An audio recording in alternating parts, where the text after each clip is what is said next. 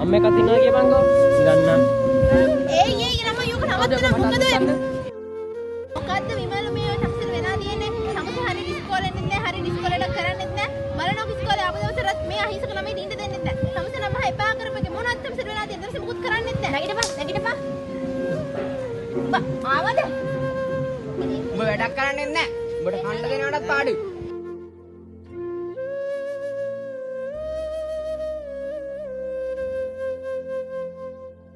ඒත් මම විමල්ට ගහපු එක වැරදි.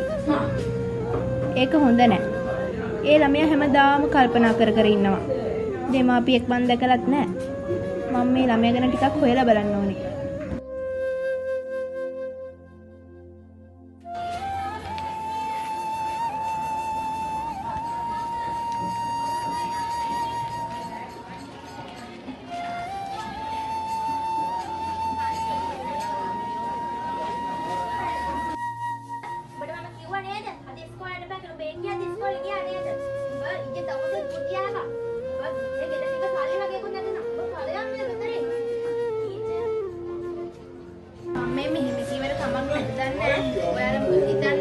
ඔයාලගේ දරුවා මට දෙන්න මං හදාගන්නම්. මං හිතනවා ඔයාලට ඒ ළමයා බරස් වෙන්නේ නැති කියලා. ඒ ටීචර් තවද මේක සුද්ධ කරන්න. ටීචර් ඕන මගුලක් මේක වරන් ලින්ක් කරගන්න. හැබැයි මේක හින්ද ටීචර් මාර්ගය වටනොත් ආයෙ මේකට පස් පා ගන්න වන්න එපා. පුතා කැපිටල් මාත් එක්ක යන්න.